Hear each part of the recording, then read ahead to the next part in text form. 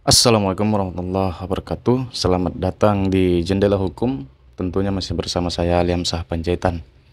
Baik, di video kali ini kita akan membahas tentang pertanyaan-pertanyaan seputar perceraian yang sering ditanyakan di channel Jendela Hukum. Jadi ini part 2-nya. Kemarin saya sudah membuat part 1, ada 5 pertanyaan yang sering ditanyakan juga, dan itu sudah saya jawab.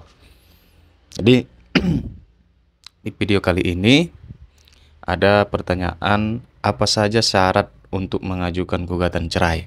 Itu yang pertama. Yang kedua, apakah gugatan cerai harus ada bukti? Yang ketiga, kemana gugatan cerai diajukan? Apakah ke pengadilan agama atau pengadilan negeri? Yang keempat, siapakah yang bertanggung jawab menafkahi anak kalau bercerai? Yang kelima, bagaimana pembagian harta gono gini kalau bercerai? Baik, jadi di video kali ini kita akan membahas ini dengan bahasa yang sangat sederhana yang mudah dipahami. Tapi disclaimer, saya tidak menyarankan bagi kawan-kawan untuk melakukan perceraian. Sebaiknya selesaikan permasalahan rumah tangga ya dengan cara kekeluargaan. Upaya perceraian merupakan upaya terakhir. Apalagi yang punya anak, kan begitu. Nah, pertanyaan yang pertama, apa saja syarat untuk mengajukan gugatan cerai? Syaratnya itu harus ada buku nikah yang asli. Apakah harus 2? Nggak mesti. Boleh 1 saja, tidak mesti harus 2. Kalau hilang bagaimana, Bang? Kalau hilang boleh minta duplikat ke KUA, atau yang beragama non-Islam bisa meminta akte nikah ke Capil. Jadi syaratnya hanya itu ya, buku nikah ataupun akte nikah bagi yang non-Islam. Kemudian KTP, kalau ada anak maka ditambahi dengan akte kelahiran kalau ada, kalaupun tidak ada tidak apa-apa. Baru nanti setelah itu maka dibuatlah dokumen gugatan.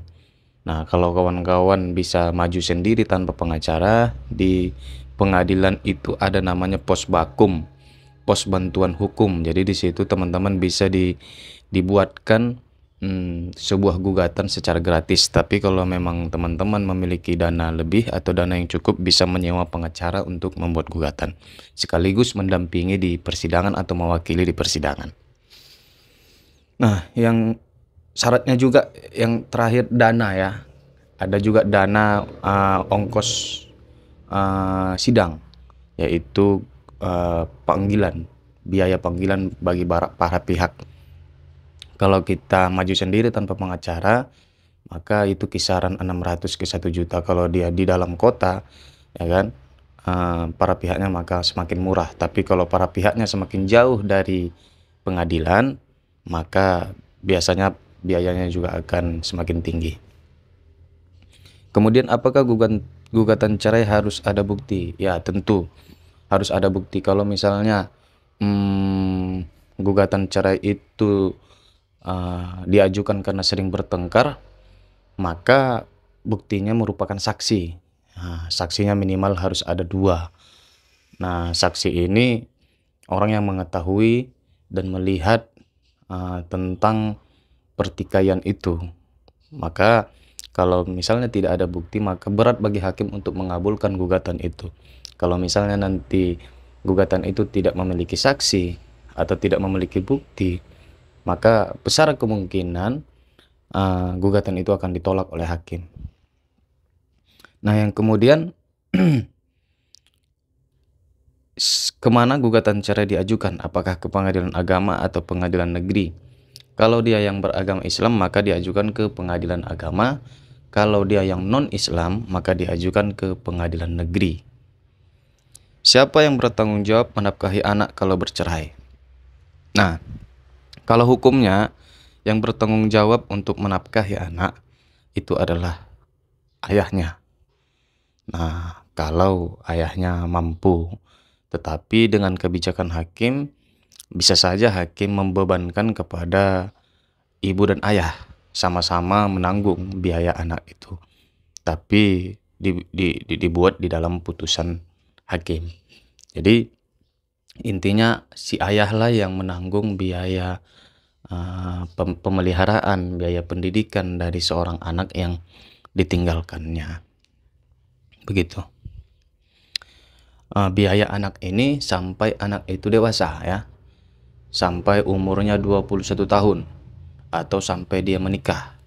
Misalnya dia menikah di umur 20 tahun, maka si ayah juga tidak memiliki kewajiban lagi untuk menafkahi anak itu. Atau si anak itu sudah berusia 21 tahun, maka si ayah tidak bertanggung jawab lagi untuk membiayai anak itu. Nah, untuk itu bagi teman-teman yang sedang mengalami proses perceraian, maka mintakan kepada hakim di dalam gugatan itu untuk memerintahkan kepada si suami, mantan si suami, untuk memberikan nafkah kepada si anak. Berapa besarannya itu bisa disepakati di dalam persidangan, begitu, sesuai dengan kemampuan si suami, sesuai dengan gaji si suami, begitu. Kemudian bagaimana pembagian harta gonogini kalau bercerai? Sejatinya ya, harta gonogini itu dibagi dua, begitu dia. Maka itu bisa dilakukan melalui persidangan atau bisa dilakukan di luar persidangan melalui secara kekeluargaan dengan si suami. Tetapi kalau memang itu tidak bisa dilakukan, maka mau tak mau itu harus dilakukan di depan persidangan, di depan hakim. Nah, gugatan harta gonogini ini juga bisa digabung di dalam gugatan perceraian dan bisa juga dipisah. Itu tergantung kemauannya para pihak ya. Kalau misalnya gugatan itu digabung, maka dia akan berimbas kepada lamanya waktu persidangan karena banyak pemeriksaan yang akan dilakukan, begitu, memeriksakan tanahnya, memeriksa surat-suratnya, begitu kan, memeriksa asal usul harta itu, karena yang dinamakan harta gonogini ini adalah harta yang didapat setelah pernikahan. Kalau sebelum pernikahan, maka itu namanya harta bawaan masing-masing dan itu adalah hak dari siapa yang membawa itu. Misalnya sebelum nikah si suami sudah memiliki rumah, kan begitu, maka ketika dia menikah, hak rumah itu walaupun ditempati bersama itu adalah hak mutlak dari si suami. Sampai nanti apabila bercerai, maka rumah itu akan menjadi hak suami karena itu adalah hak harta bawaan dia. Tetapi setelah pernikahan, ada misalnya membeli tanah, kebun, maka itu menjadi harta bersama. Walaupun harta itu merupakan hasil kerja dari si suami, maka ketika nanti perceraian, maka harta itu harus dibagi dua. Begitu dia hukumnya. Ya, jadi mungkin itu yang bisa saya sampaikan. Kawan-kawan yang memiliki pertanyaan seputar perceraian atau hukum, boleh komentar di bawah. Nanti kita akan buat seperti ini lagi, Q&A, tanya jawab.